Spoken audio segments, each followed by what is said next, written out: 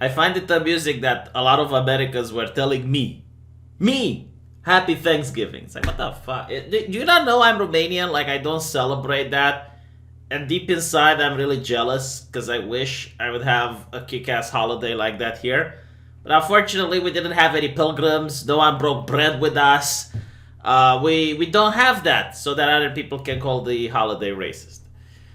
We do have Christmas, which is a holiday that I really despise. And no, I'm not the Grinch that stole Christmas. I despise it for different reasons. You see, my grandmother died on Christmas. My grandfather died on Christmas, and my aunt also died on Christmas. Not exactly on Christmas, but around the same time period, give or take 3-4 days.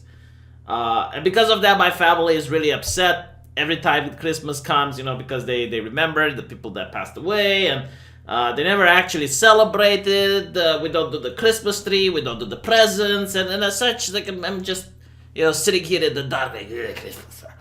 But I understand that Thanksgiving is very similar, right? So it really annoys me when I see people from the left constantly writing articles complaining about Thanksgiving. So this is how I understand, right? Like, in case you're not an American, this is how the holiday is supposed to work. So I think Abraham Lincoln made the holiday. I might be wrong, so please correct me if I'm wrong, right? I do not have like American schools to teach me this. This is what I found. But Abraham Lincoln looked throughout the American time period in order to find an event which united people, which got people together. And he found an event where a couple of pilgrims were taken in by some natives and they broke bread together. And after that, a peaceful period of 50 years followed.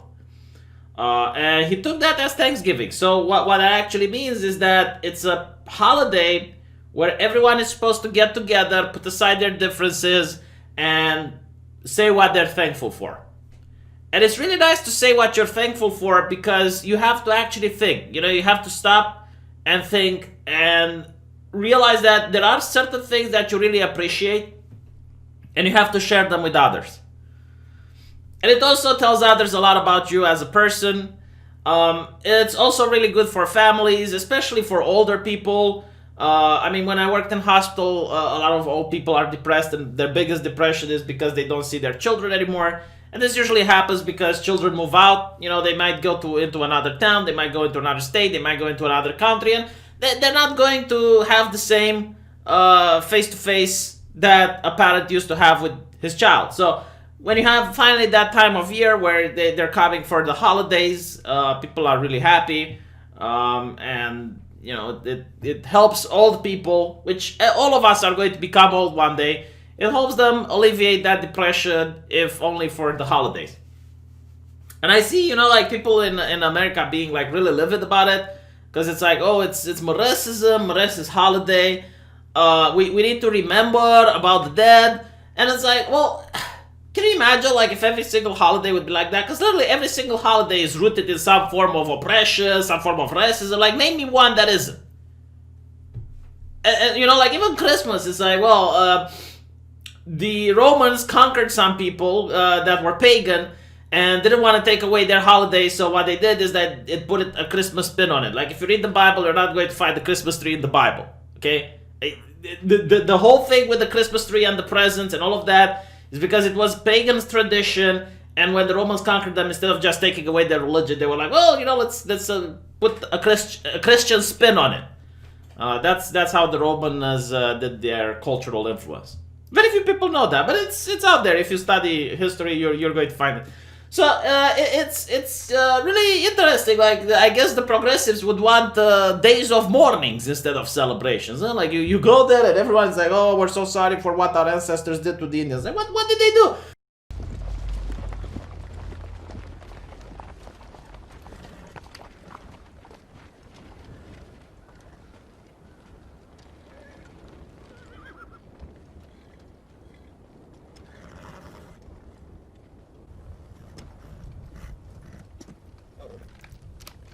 Sitting Bull requested this council. We await his words. Take your soldiers out of here. They scare the game away. Very well, sir. Tell me then, how far away should I take my men? You must take them out of our lands. What precisely are your lands? These are the lands where my people lived before you whites first came. I don't understand. We whites were not your first enemies. Why don't you demand back the land in Minnesota where the Chippewa and others forced you from years before? The Black Hills are sacred land given to my people by Wakantonka. Very convenient to cloak your claims in spiritualism. And what would you say to the Mormons and others who believe that their God has given to them Indian lands in the West? I would say they should listen to Wakantonka.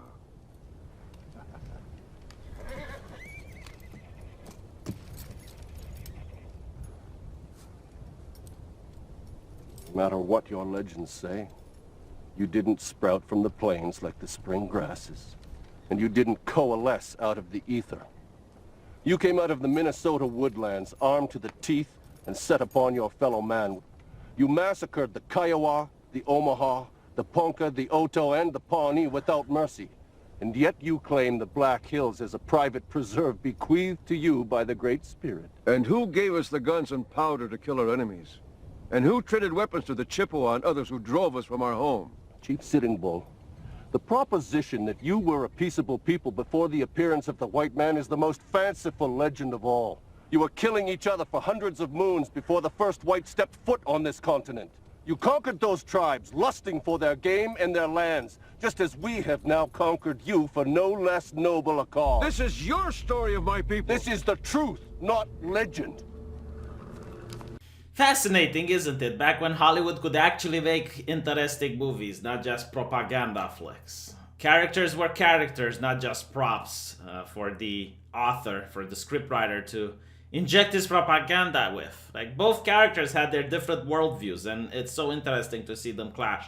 But yeah, that's pretty much what happened from my point of view with the United States. There was war, and one side won. Every single country is founded on blood throughout human history. I don't think there's a single country that has been founded without some bloodshed. Maybe you can find like one or two esoteric examples, but throughout the population of the earth, that is the situation. And it happened in my country. We had the Dacians, and the Romans invaded and killed the Dacians, and from their ancestors I became.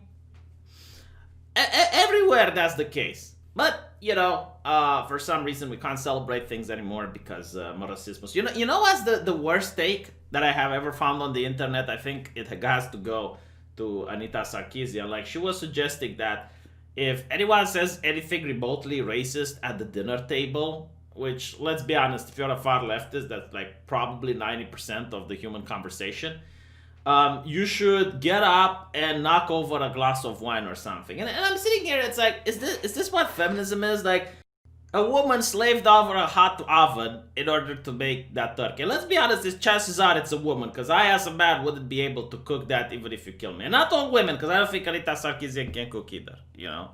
I would be surprised if I'm wrong. You know, I'm stereotypical like that, but if stereotyping is so wrong, why am I always so right, as they say? So, right, a woman slaves over a hot oven in order to make that turkey dinner, and then you have some pretentious bourgeoisie twat just getting up and spoiling the entire lunch for everyone. And that's feminism. Wow, insane. How do you make that turkey? My God, like, it looks so delicious. I have never ate an American stuffed turkey. It's probably... You know, like, every time people ask, like, traditional American food, they never say the stuffed turkey. I don't know if there is anywhere in Europe where you can have, like, a Thanksgiving turkey. How do you guys do it? I'm genuinely curious. Don't give me the recipe. I can't cook. But anyway, right, so America should definitely be happy. You know, that's what you should be thankful, that you have that type of holiday, which I don't think exists anywhere else in the world. It's like, you get a day off, and you get to meet with your family. It's very good for the old folks. Gets people together, and the left hates it.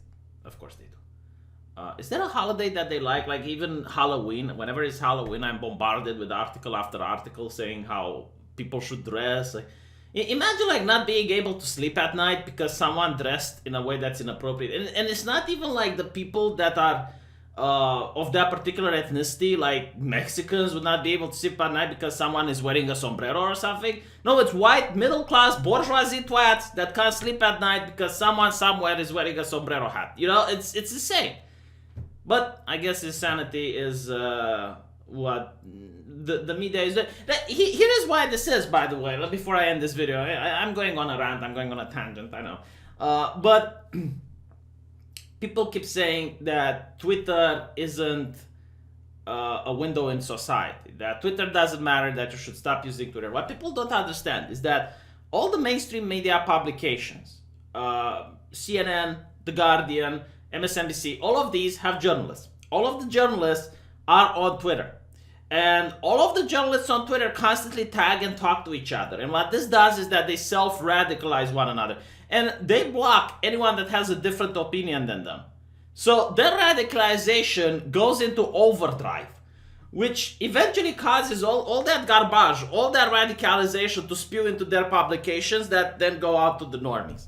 And this is why what's happening on Twitter actually affects the world at large. It's not because everyone is on Twitter actually doing this. This is why businesses think that the consumers are the people on the Twitter, because the businesses listen to the media, right? Like corporations, when they want to know what people think, they look at the news, or they look at publications like the Wall Street Journal. And these publications should be the gateway between the people and the businesses. But in reality, they're not, because they block all the people that disagree on Twitter, and then they only listen to the ones that are more and more radical, and then they put it in their publication, and the businesses hear about it. So this is why you have businesses just going woke and going broke, because of Twitter. Anyway, right, I rambled on too much. Thank you for listening, and I'll see you guys in the next video.